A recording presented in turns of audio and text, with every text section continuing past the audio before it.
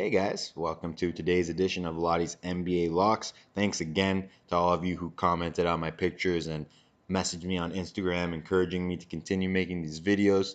I do enjoy making these. It's not like I get nothing out of it, but of course, why make them if no one's watching? So thank you for showing your support and letting me know that you guys are listening. Let's get to today's picks.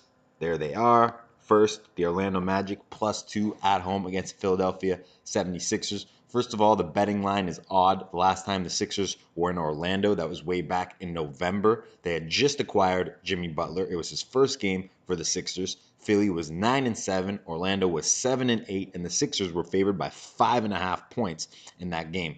Now, the Sixers are 47-36 against the 35-38 Orlando Magic. So the disparity between their records now is a lot higher than it was then, although obviously back then, it being so early in the season, odds makers are basing their betting lines off of how good they think the teams are rather than how good their records would indicate after just 15 games in. But nonetheless, the scenario now isn't a whole lot different than it was back in November, except now the Sixers have Tobias Harris as well as Jimmy Butler and the other bench players they acquired like Boban Marjanovic, James Ennis, guys they didn't even have the last time they played in Orlando when they were favored by 5.5 points. So it's odd that they only opened as 2.5 point favorites, and it's already moved down to 2 points, which is the opposite direction of where the money is going. Last time I checked, which is about an hour ago, it was 98% of the betting public taking the Sixers money line, while 79% are taking them with the spread. Actually, let's just take a look at it right now. Let's go over to NBA. Oh, and it's still 94% of the betting public is taking the Sixers money line, and 79% is taking them, there it is right there, with the spread. And yet the line has moved down to -2, and it's actually looking like it's going down to -1.5 rather than back up to -2.5 based on them paying 95 cents to take them at -2 and only 86 cents to take them at +2. The Magic do have a lot more to play for here. They're on fire on their home floor, winners of 4 straight home games. The matchup I was talking about back in November in Orlando, the Sixers won. I watched that game. I remember it very well. The Magic were down 17 points with about 7 or 8 minutes to go in the fourth quarter, and they came back to win that game by 6. They only lost by 8 a few weeks ago in Philadelphia, so they've played the Sixers well. Not a lot for Philly to play for right now. After finally beating the Celtics last week, they must be itching to get to the playoffs and prove themselves. They're a solid 2.5 games ahead of the Pacers and 3.5 games back of the Raptors. So they're not really in a position to lose their place in the standings, and they're not really in a position to pass anyone in the standings. While this is essentially a playoff game for the Magic, so let's take them +2 for lock number 1. Lock number 2, we'll take the Thunder -5.5 in Memphis. Okay, so those who listen to me regularly have heard me make this point before. Russell Westbrook always has to work to make it work with another superstar. And just quickly for those who haven't heard me make this point, Westbrook's playing style is not conducive to playing with another star. That's why we were picking against OKC so often after the All-Star break. That time off would cause them to forget the things they were doing that made them successful playing together. I'll expand on that point a little later on. Just bear with me for now. So back after the All-Star break, we're picking against OKC. I was saying on one of the episodes of Loddy's Locks, it's going to take a losing streak or a particularly bad loss for Westbrook and the Thunder to kick it into gear and find a way to make it work. It took longer than I expected because Paul George was hurt for a few games. That sort of resets the chemistry, if you will, sort of like the week off at the All-Star break would. Up until then was months of playing with each other every day. They had it figured out. They take the week off and come back. It was going to take them some time to figure it out again. That was my point. And I was waiting for that rock bottom moment I could point to and say, okay, now the Thunder are going to get it together. When they're blown out on their home floor by the Warriors without Kevin Durant, I thought, there it is. There's the moment. I was wrong because they would lose at home to the Heat and the Raptors in the next 2 games after that. But I don't think I was wrong about that game being a wake-up call. Where I was wrong was assuming they would figure it out immediately after. They may want to figure it out immediately after. They may start doing the right things. So rather than waiting for that rock bottom moment, I should have been waiting for that signature performance from the Thunder. One that would swing the pendulum of momentum back into their favor. Coming back from being down 10 in Toronto against the Raptors was that signature performance. And it's not like they can relax now and wait for the playoffs. They still have a chance at the 4th seed. They're still only a half game back of the 5th seed, and they're now only half game out of the 8th seed in the West. They're in danger of facing the Golden State Warriors in the first round. They match up very well with the long, athletic Grizzlies because the Thunder are longer and more athletic than the Grizzlies.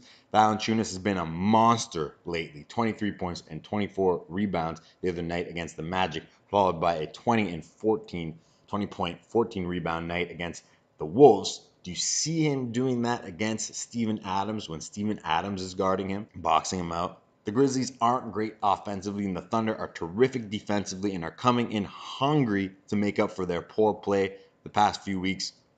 Maybe try and get that 4th seed back that they had for so long this season. I'm smelling a blowout here. Lock number 2, Thunder minus 5.5 in Memphis. Lock number 3, let's take the Phoenix Suns plus 15.5 in Utah. So this spread is massive. Initially, I was thinking let's take the Jazz. Odds makers aren't going to give 15 points away that easily, so it's likely they believe Utah can cover if they're going to give the Suns 15 points. But then I saw the Jazz just beat the Suns by 17 in Phoenix, which was the first win in a 7-game stretch where the Jazz would win 6 of 7 games by 16 points or more. It's not going to take much research for someone to find all that out. And if odds makers are trying to make a line encouraging betting both ways, favoring a team at home by 2 points less than the score they beat them by on their home floor and 1 point less than their smallest margin of victory in their last 6 games actually makes sense. So now let's look at the last matchup. The Jazz going into that game had lost 2 straight, most recently to a Thunder team at home that they despise. So they were raging going into that last matchup with the Suns. Coming into this matchup, it's their first game after a successful 4-game road trip where they went 3-1. They're up against a bad Suns team they just beat by 17 points not long ago. Where's the hunger going to come from? The Jazz know, even if no one on the team says it explicitly, the Jazz know they can turn it off and on and still win at home against the Suns, who have a number of guys playing for their NBA careers on their team right now. That's always the case with bad teams towards the end of an NBA season, especially ones with as many injuries as the Suns. Right now, the Suns have at least 3 guys on the roster that won't be on any NBA roster at the start of next season. So while the team as a whole, the Phoenix Suns, have no reason to win, there are individuals on that team playing for their NBA lives. And if you're not buying any of that, 15 points is a lot. So let's take them. Phoenix Suns plus 15.5 for lock number 3. Lock number 4, we'll take the Brooklyn Nets plus 6.5 in Portland. First, let's take a look at their game over a month ago in Brooklyn where the Nets lost by 14. First of all, McCollum played in that game. He dropped 21. He's not playing tonight. They're 3-0 without him, which is not representative of what kind of team the Portland Trailblazers would be without CJ McCollum. So in a way, they're due for a loss without McCollum in the lineup, right? They wouldn't go 82-0 if McCollum didn't play this season, right? The last time these two played, the Nets were a very different team. Remember, they started off the season well. LeVert went down. They played poorly. But then they figured it out without him, and they had the best record, or they were tied for the best record, I think, in all of the NBA for the month of January. The last time these two played, LeVert had just returned to the Nets lineup. So they were back to square one, chemistry-wise, figuring out how to reincorporate LeVert into the lineup. Well, it seems like they have now, after winning 2 straight on the road in Sacramento and Los Angeles. All signs point to this being a tight matchup, so let's take the points. Lock number 4, final lock of the day, Brooklyn Nets plus 6.5 in Portland. Thanks for listening. Good luck to you if you're placing any bets tonight. I think I'll be posting NHL locks later. If I don't on here, I will definitely be posting them on my Instagram page. That's sports.betting.system. If you're not following, go follow me now, and have a great day. Major